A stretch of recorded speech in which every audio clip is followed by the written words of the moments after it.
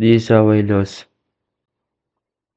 $431 trading micro ES kagabi sa New York.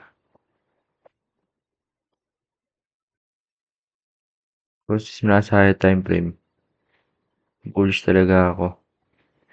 Bakit? Nag-open to. Ito natin.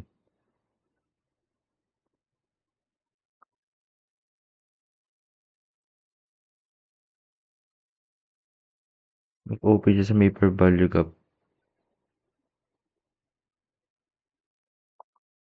Per value gap eh.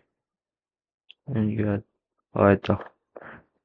Yung NQ nag-open sa per value gap. So, respected itong 1800 open. Then, makikita natin doon, meron ng issue pa lang, meron ng CISD. So, maghanap lang ng continuation sa may New York. So, meron sa London, meron nila yung continuation. Kasi may continuation ulit. So, nag-wait ako. Clear na clear yung draw dito na malapit na. Itong draw na to. And, ito. Malapit niya na ma-hit. So, bullish ako. Ito-target ko yan.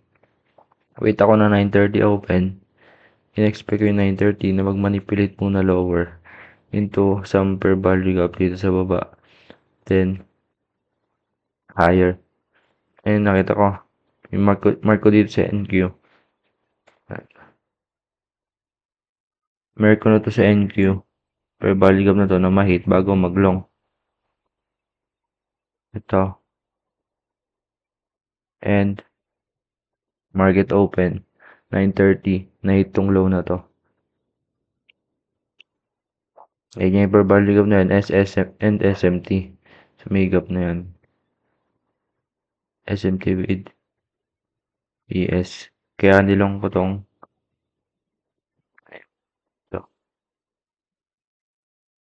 ito. Ito. SMT dyan.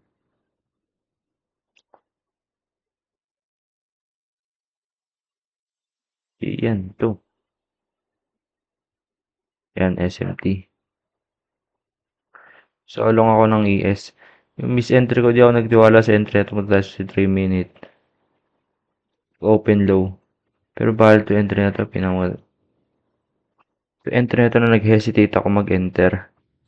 Kasi, malaki yung wick niya. Hindi support yung expansion. So, ito sana yung pinaka-valid entry dito. Una entry. Stop dito.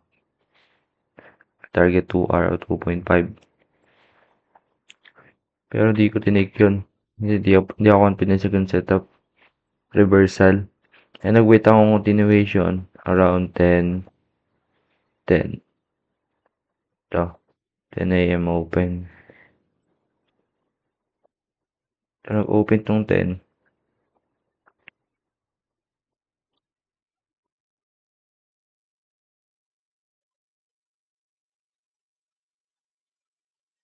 Open niya, nag-low siya. Nakita natin ito per value gap na to. Nag-call dito. Continuation. CISD. So, tinrade ko tong cut-up dito. Itong 10 na to. Nag-retrace siya dito sa may CISD na to. Then, nagkaroon ng another continuation CISD. Malapit siya dito sa draw na to. So, nag-take na lang ako ng continuation. Diba, mas madali mag-take ng continuation kaysa reversal. So, tinake ko to. Stop ko dito sa may previous low na nag-tap dito sa may previous CISD. Then, targeting 2R. Lagpas ng yung 2R ko dito. Yan, ganun. Ganyan yung setup ko. And yun. Nag-consolidate siya ng 15 minute. Tapos, the break-even level ko dyan, no? The break-even level ko dyan. Then, hindi pa siya na-hit bago. And, alam ko namang hit ako dito sa stop loss kasi itong 10.25 na to. Next 5 minute candle is 10.30. So, 30 minute candle. So, alam ko na mag-stop loss to dito. Ayun. Ayun yung loss ko ngayon. First trade ko sa may binili kong Apex account. Ibal. Yung end of day drawdown.